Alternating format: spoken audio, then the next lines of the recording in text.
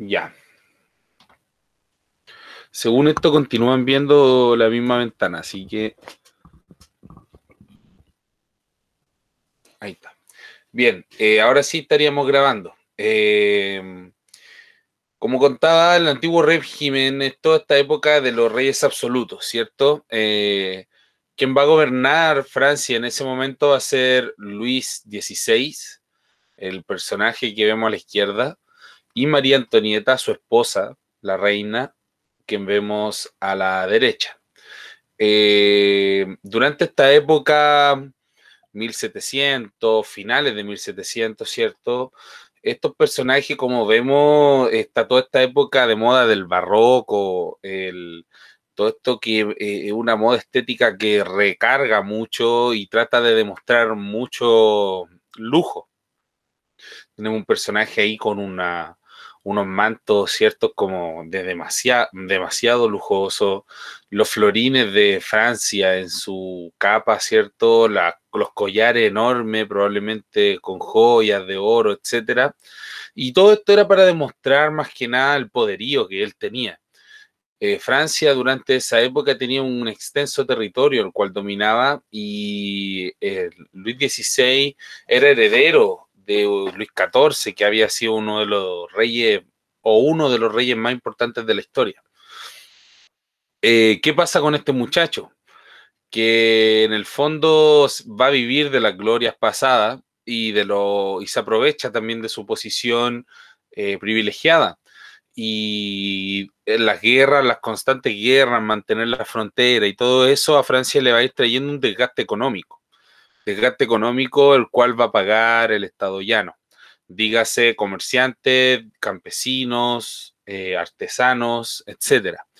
Se le van a subir los impuestos y eso finalmente va a hacer que la gente se vaya enojando.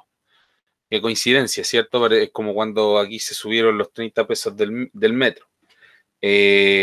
Algo así va a pasar en Francia.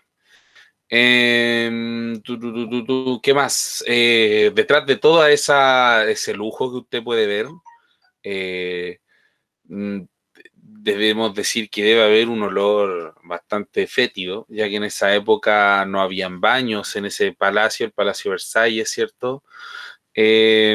Solo orinales, o sea, a usted le daban ganas de hacer algo, iba a algún rinconcito que había por ahí en alguna habitación, hacía lo suyo y después se ponía esa capa encima de nuevo, los varones, ¿cierto? En caso de las mujeres, debajo de todo ese vestido también había, de hecho se dice que usar toda esa ropa, se usaban o usaban toda esa ropa para ocultar el olor, justamente. En fin, normal después inventaron las duchas. Y probablemente por eso es que viene también el mito de que los franceses son malos para bañarse. Bien, hay que entender qué es el antiguo régimen, qué es una sociedad estamental. Cuando hablamos de sociedad estamental, es lo contrario a sociedad de clases.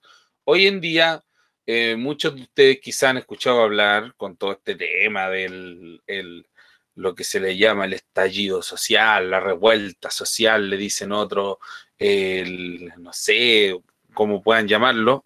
Se ha hablado quizás como de las clases, la lucha de clases, la sociedad de clases, quizás por ahí algunos han escuchado, y no se refiere a las clases de ir a clases del colegio, sino que se refiere a las clases sociales.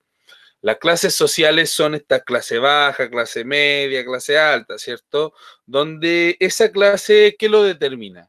El poder adquisitivo que tú tienes, es decir, el dinero que tú posees. Eso pasa hoy.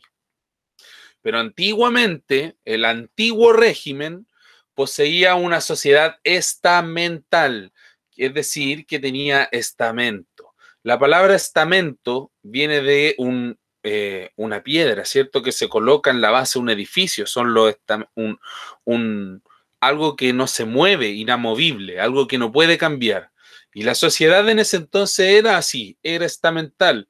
Si tú nacías siendo un rey, vas a morir siendo un rey. Si tú nacías siendo parte del Estado llano, no podías ser noble.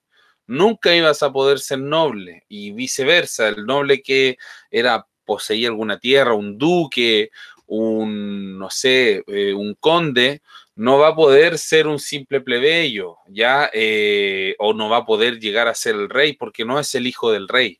Entonces estamos hablando de una sociedad donde las personas nacen y mueren en su rol social. No hay movilidad social. Yo hoy en día, si hago un negocio, me va bien, gano mucho, mucho, mucho dinero. Claro que haciendo decreto, y hemos visto muchos casos de empresarios famosos, personas exitosas o inteligentes, o artistas incluso, qué sé yo, un montón de casos de gente que ha ganado mucho dinero y efectivamente le va bien y asciende en clases sociales. Los futbolistas son un ejemplo como súper mediático de eso también. Y eso demuestra un poco la sociedad de clase y el poder adquisitivo y el poder social que hoy en día te entrega el dinero. En esa época el dinero servía así para comprar, vender, comercio, etcétera, pero no era lo que te daba el privilegio social. Eh, Habían incluso nobles que eran bastante pobres, ya pobres en el sentido de que poseían tierras pequeñas, no las trabajaban y vivían prácticamente de lo que le daba el Estado, es decir, los impuestos. Porque ¿cómo vivía entonces el rey de tanto lujo? ¿Cómo vivían estos nobles de tanto lujo?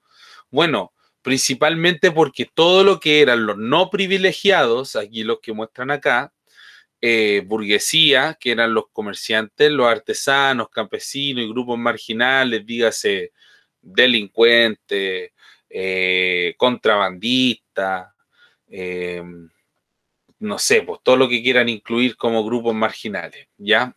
Los privilegiados, que eran la minoría, mucha minoría, muy poquitos, eran la nobleza y el clero. ¿Qué es el clero? Yo lo he dicho muchas veces, pero quizá alguno se lo estará preguntando. Son los miembros de la Iglesia Católica, desde el arzobispo, desde el cardenal, desde el papa, ¿cierto? Hasta el párroco. Todos los miembros de la Iglesia también eran privilegiados. ¿Por qué eran privilegiados? Porque era parte del Estado mantener a la Iglesia Católica en su país. Recordemos que la Iglesia es muy poderosa, recordemos que la iglesia es muy influyente y en esta época todavía no existe esta cosa de la separación del Estado-Iglesia, ¿ya? Y la iglesia está unida prácticamente al poder político. Es como un pseudo rey, en el fondo el arzobispo o el cardenal, ¿ya? Eh, Volvamos a los no privilegiados. Todo este grupo de personas pagaba un impuesto. ¿Impuestos? ¿Qué son los impuestos? Algunos estarán preguntándose.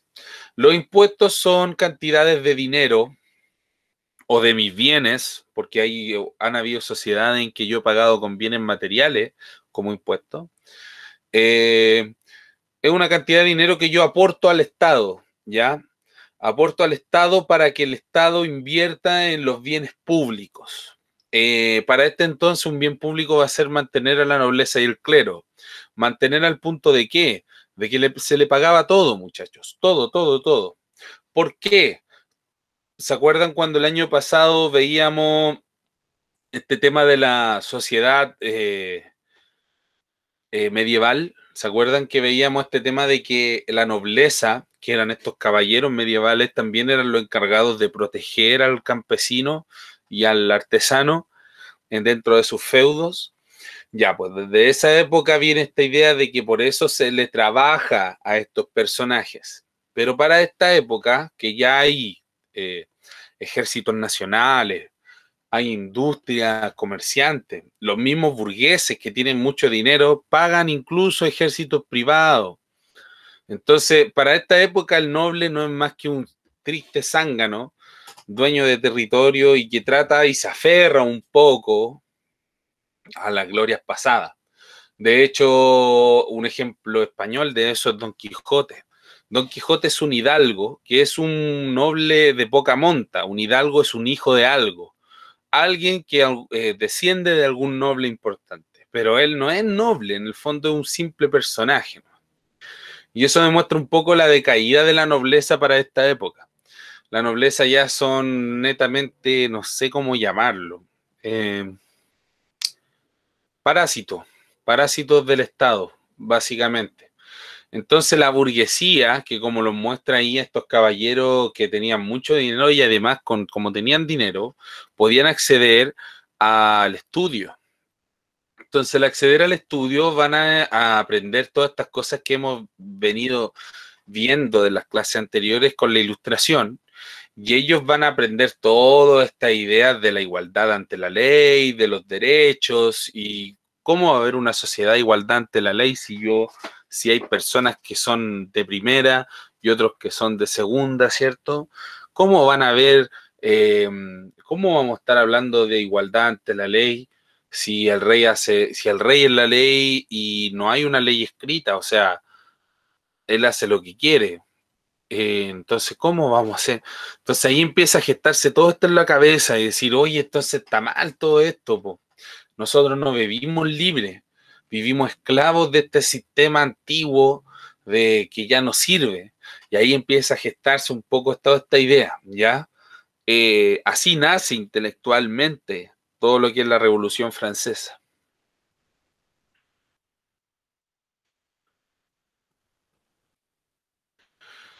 El sistema económico del mercantilismo va a jugar a favor y en contra también. ¿Por qué?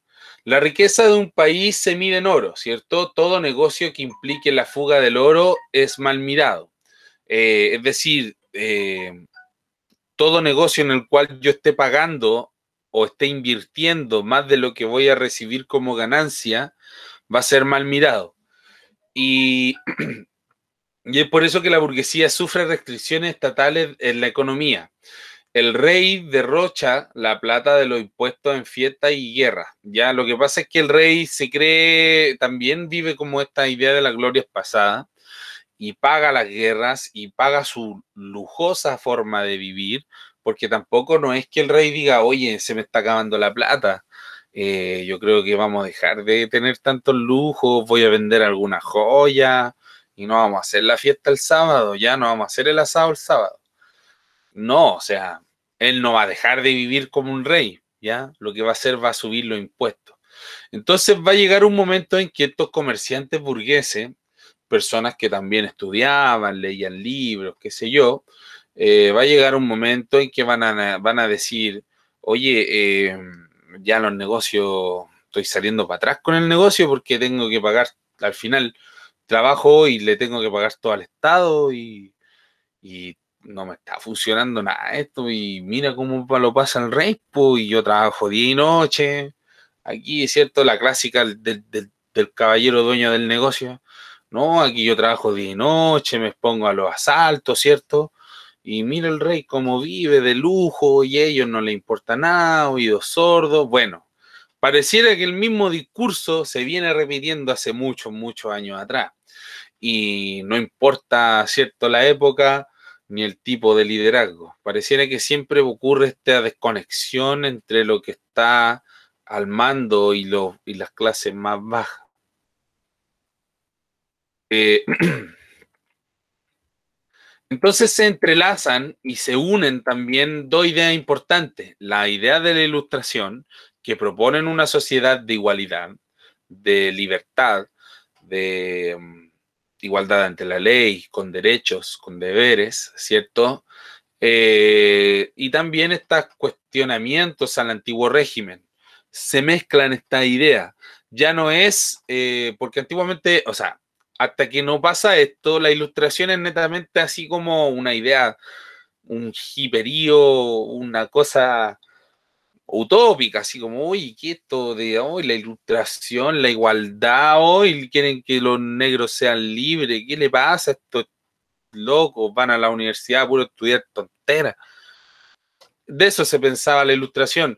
De hecho, se les va a llamar como filósofo utópico hasta que empieza a pasar este tema de que se empieza a reflejar finalmente en la sociedad toda esta crisis estamental, gubernamental, económica, etcétera, que se van a entrelazar estas ideas junto al cuestionamiento del antiguo régimen y estalla la crisis, la Revolución Francesa.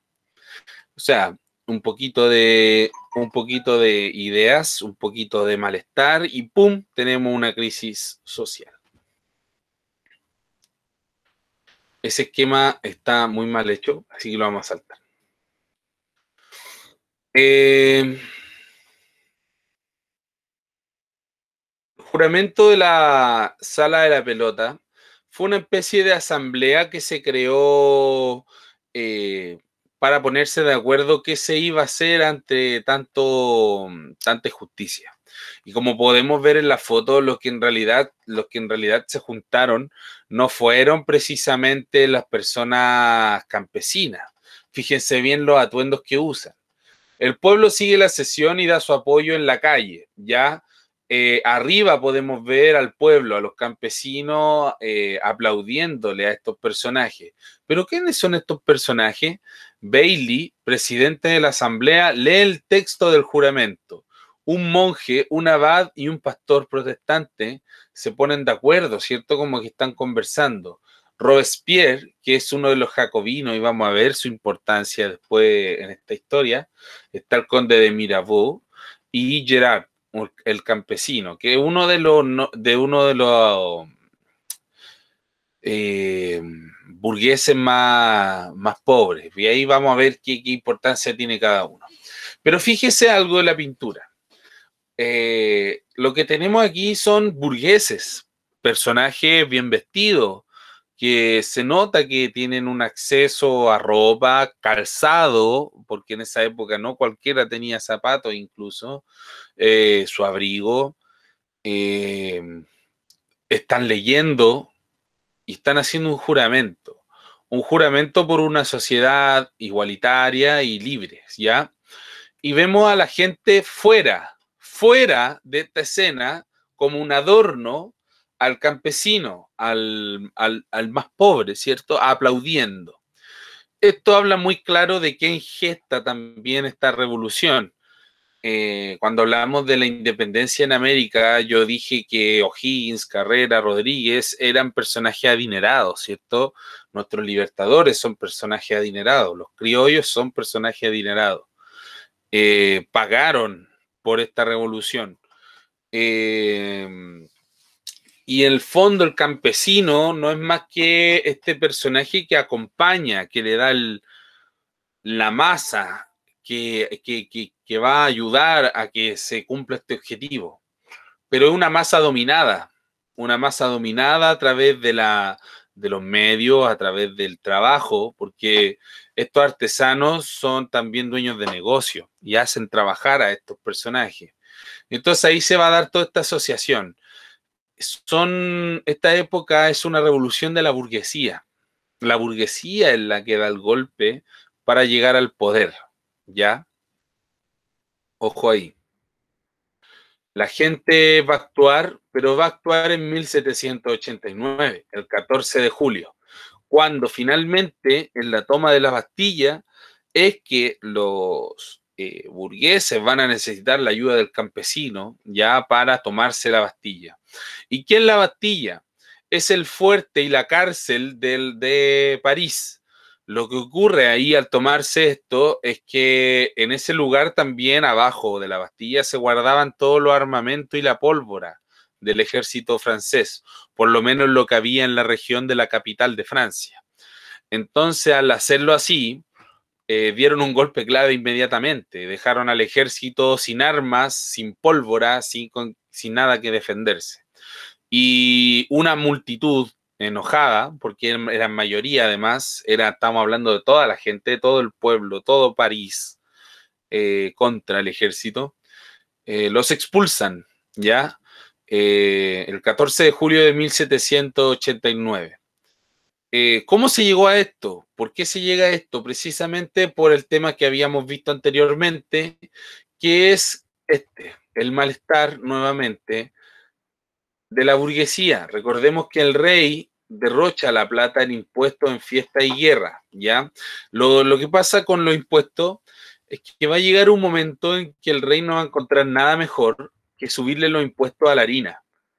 Y la harina es con lo que se hace el pan, uno de los alimentos más básicos, sobre todo para la gente más pobre, que en esta época sí que el campesino no comía carne, no hay refrigerador para guardar, no sé, vienesa, hamburguesa. que pueden ser productos de carne más baratos, ¿cierto? O qué sé yo, a lo que voy es que hay mucha hambre en el pueblo y pareciera que el hambre pareciera ser un detonante de toda revolución. Esta pintura se le llama el despertar del tercer estado, ¿ya? Y lo que vemos aquí es claramente un personaje que no es noble ni es parte del clero. Los que están ahí espantados como con susto, claramente es como un soldado francés que vendría siendo parte de la nobleza. Y este sacerdote también que vendría siendo parte de la iglesia. Y este otro personaje que está despertando y tomando armas, ¿cierto? Como que se está quitando las cadenas y está tomando las armas. ¿Qué quiere decir eso? Claramente quiere decir que hay como un tercer estado. Y ojo que el tercer estado incluye al campesino y al burgués. Entonces, no era una cosa económica, ¿ya?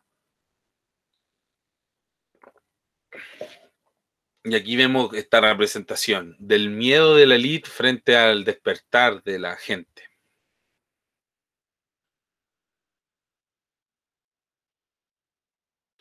Como vemos aquí en este subtítulo, al principio solo fue una revolución burguesa, ¿ya? Eh, para organizarse fue primero netamente en la Comuna de París, ¿ya? Y cuando se logra expulsar al ejército, también va a huir el rey, ¿ya?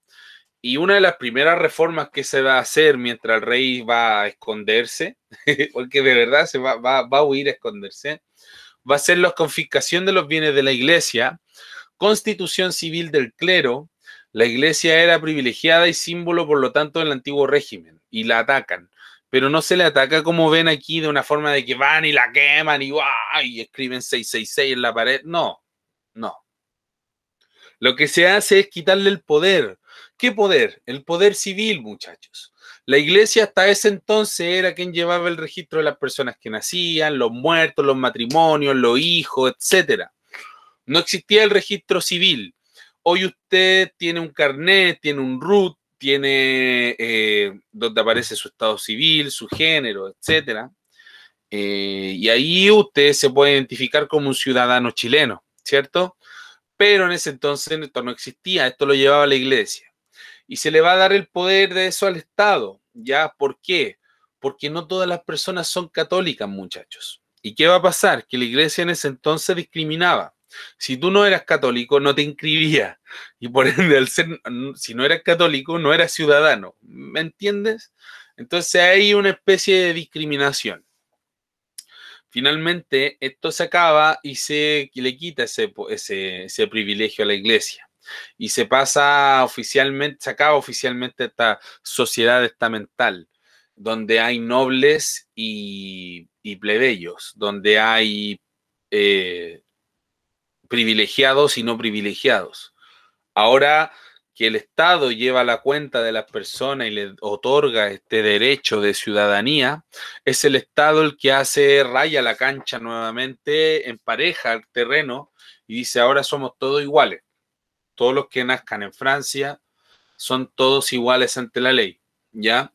Eso se le llama, como dice aquí en el recuadro, la Declaración de los Derechos del Hombre y del Ciudadano. Y tenemos la creación de la primera constitución en 1791, donde se dividen los poderes y se establece una monarquía constitucional. Me explico. Aquí todavía no matan al rey. Oh, spoiler. Pero sí se va a optar por la división de los poderes. Es decir, hoy en día la República Chilena tiene tres poderes del Estado. Está en materia de, no sé, quinto básico, eh, ejecutivo, legislativo, judicial, ¿cierto, chiquillos? Entonces, antiguamente esos tres poderes los concentraba el rey, pero aquí se va a dar esta idea de que se tienen que dividir. Se va a mantener la figura del rey dentro del poder ejecutivo, pero se va a crear un congreso, se va a crear una corte suprema para mantener esa igualdad ante la ley. Por eso es que se crea un comité entero de personas que crean y rechazan leyes, que son el Congreso, ¿cierto? Por eso es que se crea entero un comité de personas y un organismo de personas que hacen justicia, que son las policías, los juzgados, los tribunales, etcétera, ¿cierto? Por eso existe todo este aparataje político que nos rodea hoy en día, para garantizar nuestra igualdad y libertad, en teoría. Se va a establecer el sufragio censitario. Un sufragio, muchachos. Esto sí que avance. O sea, podemos votar para elegir a nuestro representante, pero es censitario. ¿Qué quiere decir que sea censitario? Eh, que todas las personas, que va a discriminar de acuerdo a ciertos aspectos. Como dice aquí, la Revolución Francesa es burguesa. ¿Qué quiere decir? Que la llevan a cabo los personajes más adinerados, ¿cierto? Y todos los del tercer estado no son burgueses. De hecho, en este tiempo nace una frase que es eh, con el pueblo, pero sin el pueblo. ¿Me van entendiendo? O sea, ¿qué quiere decir? Que ellos utilizan a la masa, utilizan al pueblo, pero no son del pueblo. ¿Me van entendiendo? Entonces aquí dejan claro que solamente pueden votar ellos. ¿Y por qué? Porque establecen al tiro dos condiciones: poseer, tener propiedad y saber leer y escribir. Y con eso establecen al tiro un corte. ¿Por qué?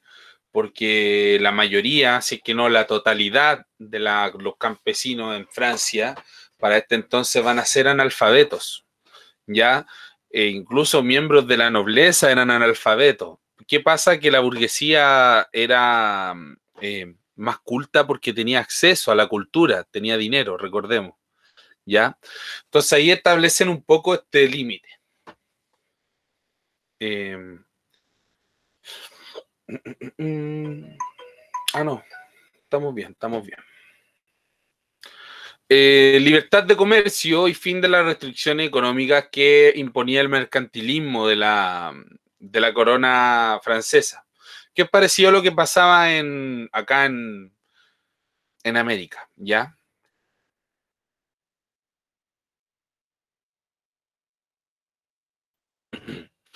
Entonces, ¿cuál de las siguientes ideas de la Ilustración logran aplicarse en la fase burguesa de la Revolución Francesa? Eh, es decir, ¿qué cosa hemos logrado de toda esta idea de la Ilustración ahora en la primera etapa de la Revolución Francesa? ¿Podríamos hablar de un liberalismo político? No lo sé, porque al hablar de un liberalismo político, chiquillo, hablamos de una múltiple visiones políticas. Puede ser liberalismo económico totalmente, se acaban estas restricciones que ponía el rey, ¿ya? El fin de la sociedad estamental, el contrato social, soberanía nacional. Recordemos que se pone la primera constitución que establece la igualdad de derechos y la división de los poderes, que era sumamente importante, ¿ya? ¿Se logra la igualdad y la libertad? Mm, yo creo que falta. Si bien se acaba división de privilegio a través del nacimiento, pareciera que ahora dividimos a través de lo económico o a través de lo intelectual también. ¿Por qué? Porque la monarquía absoluta hacen causa común con el rey de Francia y van a empezar un poquito a prepararse porque saben que se viene la noche. O sea, saben que como surge la revolución en Francia, saben que va a empezar todo este movimiento revolucionario. Austria y Prusia amenazan a Francia y Francia declara la guerra a Austria y Prusia. Y es por eso que también se va a establecer todo este periodo como de adaptar al pueblo a esta nueva sociedad, se va a dejar para después. Y eso va a ser muy dañino para Francia, porque en el fondo los burgueses van a llegar a la conclusión y van a decir, oye, tenemos que ir a la guerra, pues ¿qué hacemos con la gente? No, no las vamos a poder educar al tiro, vamos a tener que hacer que peleen primero y después cuando ya se acaben las guerras vamos a ver todo eso. Y eso va a generar y le va a jugar muy en contra en Francia porque va a empezar a generar un clima de inestabilidad política demasiado grande. Y cuando hay inestabilidad política, cuando no hay quien mande, pareciera que aparecen estos personajes que llegan y toman la bandera, ¿cierto? Por no decir que hacen golpes de Estado. Y ahí vamos a ver quién aparece después. Lo vamos a dejar en el próximo video de YouTube. Recuerden poner like y suscribirse si no están suscritos. Ah, ya. Nada que ver así. Declaración de los Derechos del Hombre y del Ciudadano. Esta pintura es la Declaración de los Derechos del Hombre y del Ciudadano, donde aquí, claro, aquí está en francés y dice el preambulé de la verité, de la liberté, la igualité y todas esas cosas que terminan con T, porque así hablan los franceses. Marca todos los derechos y la igualdad de la libertad que tienen las personas, ¿cierto? Representado aquí en esta pintura. Podemos ver ahí el ojo que todo lo ve, que algunos dicen que es la representación de Dios, los conspiranoicos dirán aquí, oh, mira, pareciera que toda esta revolución ha sido impulsada por los Illuminati, y si los burgueses en realidad estudiaron la Ilustración y son Illuminati que dominan el mundo a través de un consejo que domina hasta ahora los comercios y el comercio mundial, oh, me dejáis loco, puede ser, como puede que no sea. Eso lo dejamos para otro tipo de videos. Y claro, vemos aquí la demostración de una mujer con cadenas rotas. ¿Qué va a simbolizar eso? Que la libertad, pues, muchachos, netamente, el romper las cadenas. Y este angelito con una espada, ¿cierto? Que le da el carácter divino. O sea, todo esto lo estamos haciendo a través de la voluntad de Dios. ¿Ya? Sigo pensando en esto de votar los reyes y llegar al dominio. Y el ojo de ahí, ese ojo, dijo, te callé, hermano. Nuevo orden mundial. Mucho Assassin's Creed, perdón, mucho Assassin's Creed.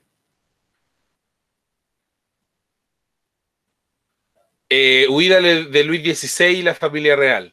Aquí vemos así una representación de Luis XVI arrancando en su carrito, que en ese tiempo ahora vendría siendo así como una todoterreno opulenta, defendiéndolo algunos para que pueda huir y otros queriendo puro matarlo. ¿Ya? Siempre van a haber en toda época, incluso dentro de los grupos revolucionarios, personas que son más radicales y otros que son más conservadores. Es decir, que dentro incluso de la misma Revolución Francesa, es decir, dentro del bando burgués, van a haber burgueses que son más moderados, que van a decir, oye, cálmate, si para qué vamos a matar al rey, ¿para qué? Y hay otros que decían, no, hay que matarlo a él, hay que matarlo a todos. Ya, entonces siempre va a pasar eso, ¿ya? Y en un comienzo, Luis XVI va a arrancar, va a huir, va a decir, chao, nos vimos. Pero finalmente lo van a pillar a mi compadre en Veranes y se lo van a traer de vuelta a París. Aquí podemos ver una representación de la Guardia Nacional llevándoselo preso. Vuelve Luis XVI a París. Toda la gente lo está esperando al parecer y todo el ejército lo está esperando. Ay.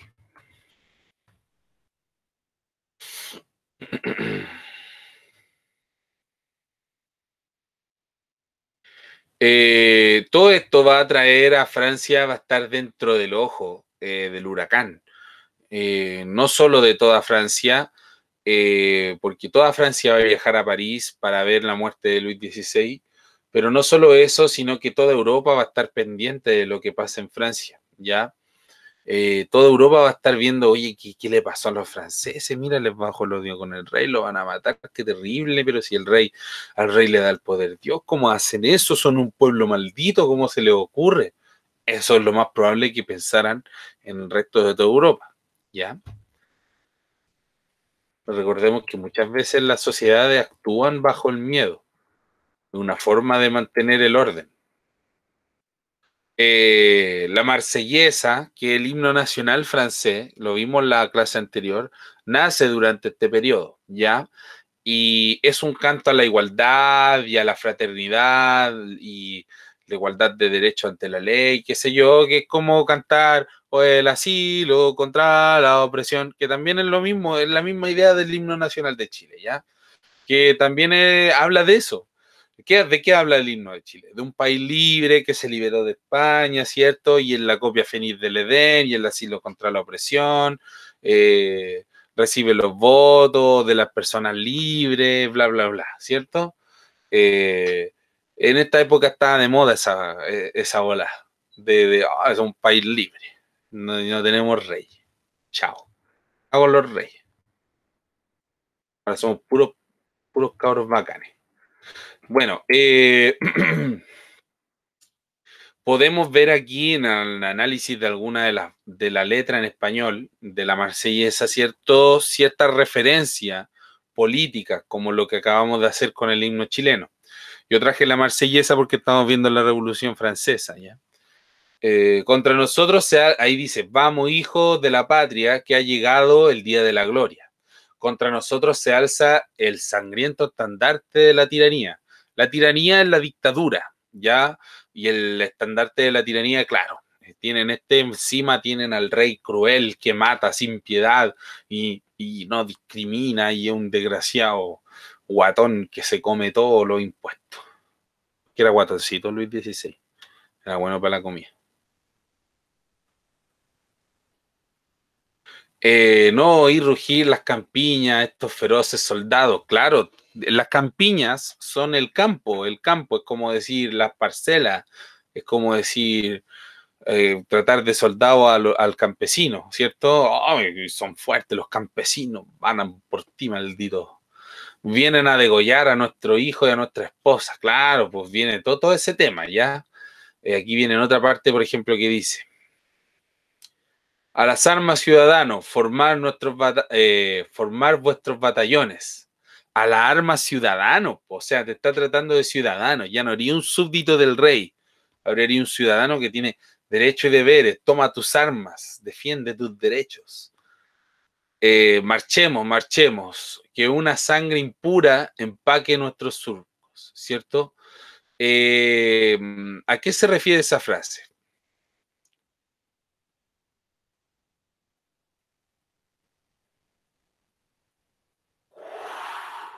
Se refiere con sangre impura a que no son de la nobleza, pues recordemos que el privilegio te lo otorgaba la sangre, tus descendientes, tener un apellido, poseer una tierra, ¿cierto? Ser, y que tu nombre termine en un número, llamarse Luis XVI. No, pero por ejemplo, ser un conde, un noble, un, ¿cómo se llama? Eh,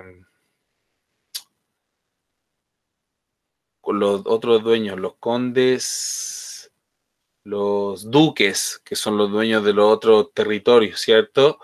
Eh, y que claro, esto vienen estas personas de sangre impura porque nosotros somos en realidad de sangre impura, así es la gente, así es el pueblo, así somos los ciudadanos, ¿ya? El derecho de... Ya, pesado, pesado. ¿Qué pretende esta horda de esclavos, de traidores y reyes conjurados? Bueno, de eso habla la Marsellesa en sí, ¿ya? ¿Qué quiero reflejar con esto? Yo lo voy a subir este PDF, ¿ya? Podemos hacer incluso alguna especie de actividad con eso. Eh, las expresiones artísticas siempre van de la mano de acuerdo al proceso social en que se está viviendo, ¿ya? Y esta no va a ser la excepción. Por eso surgen esta especie de himnos nacionales. Bueno, como decía, lentamente se va a pasar a una revolución popular, que va a ser la segunda etapa. ¿Por qué? Porque va a venir el fin de la monarquía. Es decir, finalmente cuando Luis XVI vuelva a París, lo van a colocar ahí frente a toda la gente y le van a cortar la cabecita a mi rey. Le van a cortar la cabecita y va a haber una revolución interna entre los revolucionarios. ¿Por qué? Porque van a estar los girondinos, que son los moderados, que son la mayoría, comerciante adinerado. Y van a estar los jacobinos, que son los exaltados, que son mayoritariamente del pueblo. De hecho, los girondinos estaban en contra de matar al rey y los jacobinos estaban a favor, ¿ya? De los jacobinos, su líder, que va a ser Maximiliano Robespierre, va a ser el que va a decir no al rey, lo matamos.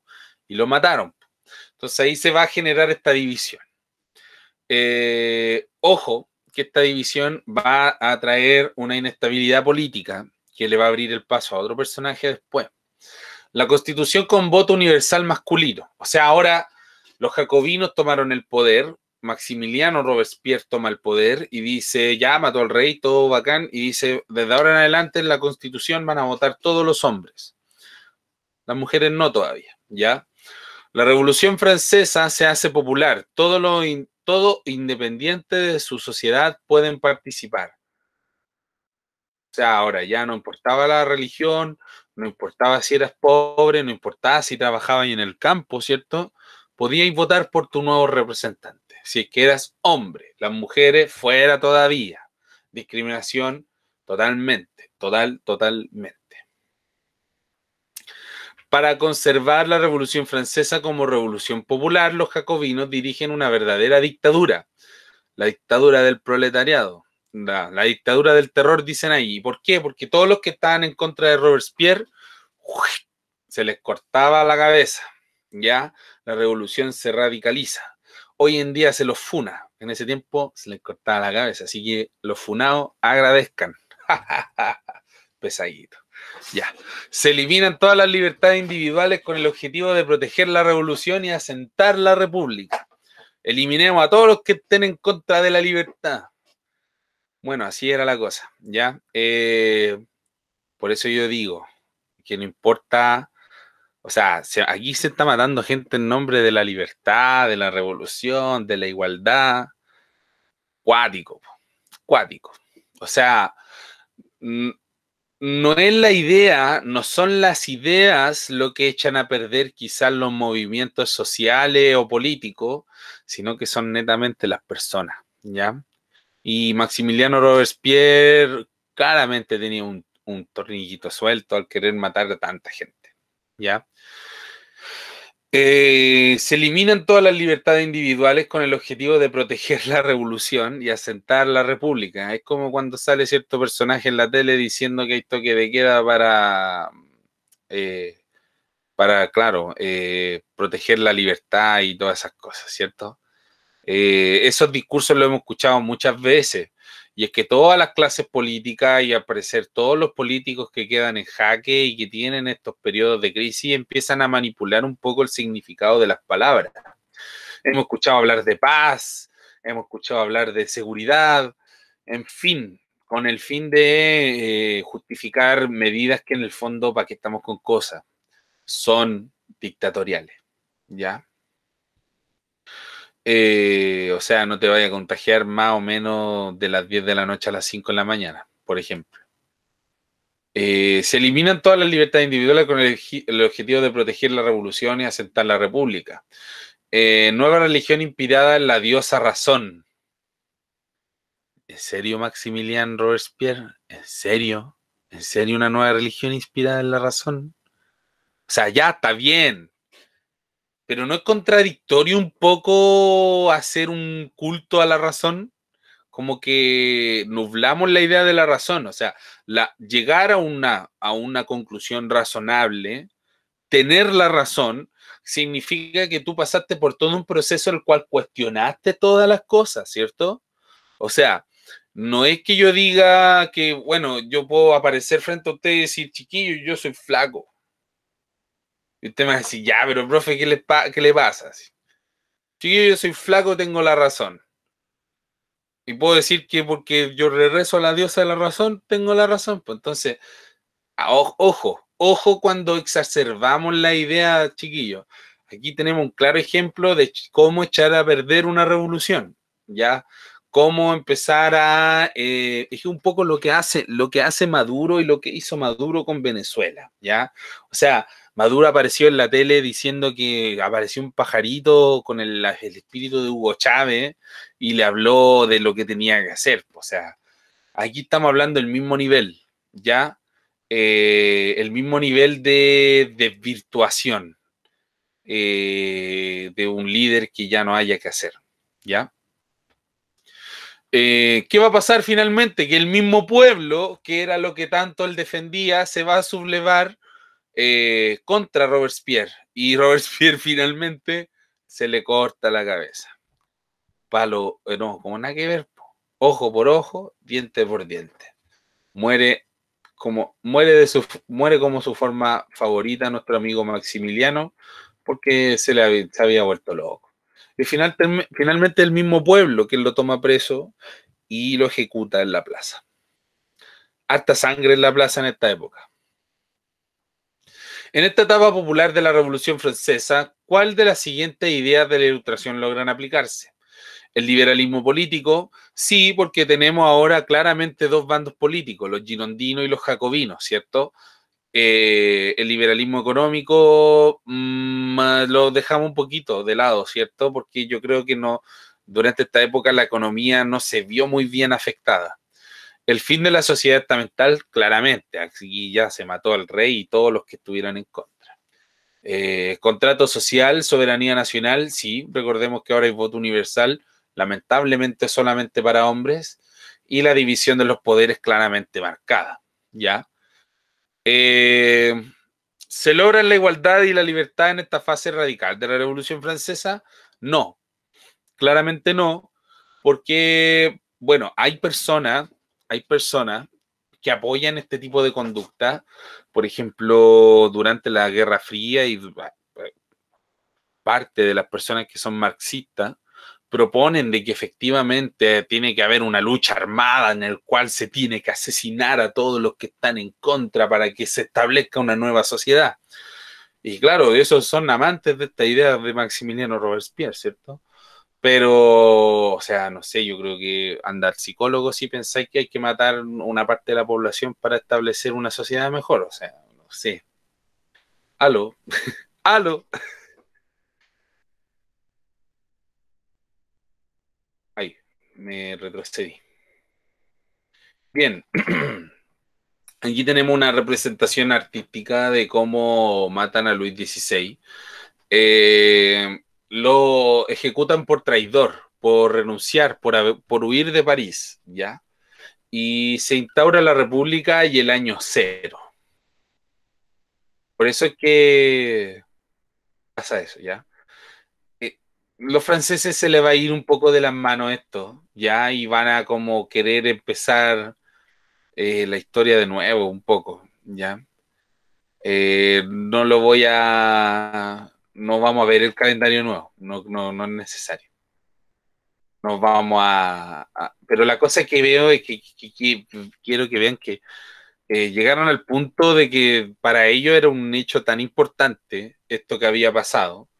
Bueno, es un hecho importante en la historia de la humanidad, pero para ellos marcaba un antes y un después, era como la caída del Imperio Romano, una cosa así, era una cosa, el nacimiento de Cristo, ¿ya? Este era Maximiliano Robespierre, ahí lo vemos bien tranquilito, ahí una fotito para el Instagram, pero claro, estaba más loco que... María Antonieta, la señora de Luis XVI, también va a ser guillotinada, también le van a cortar la cabeza. Los jacobinos se vuelven contra su mismo líder, lo destituyen y lo matan. Ahí muere Robespierre. Van a decir, oye, Maximiliano, está entero loco, me aburriste, chao. Y por último, vuelve a la revolución burguesa. Quiero verla ahora. No, no vamos a poder verla hoy porque nos pilló la hora y no quiero verla de forma apurada. Ya, no quiero verla así a la rápida. Así que lo vamos a dejar hasta aquí. Estuvo densa la clase, lo sé. Les pido por favor, voy a subir este PDF completo con la actividad del día de hoy. Espero que lo hayan hecho la actividad anterior, que era bastante simplecita. Yo voy a ir subiendo actividades toda la semana y cuando haya evaluación, alguna nota específica, se los voy a comentar, ¿ya? Sin nada más que mencionar, si no tiene dudas, se puede retirar. Que estén muy bien, muchachos. Cuídense mucho. Bye, bye. Sí, la voy a subir a YouTube como siempre, también. Chao, tío. Aileen, te escucho. Chao.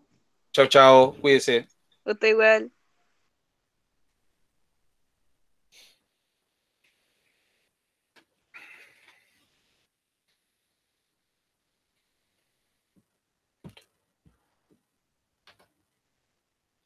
Detener grabación.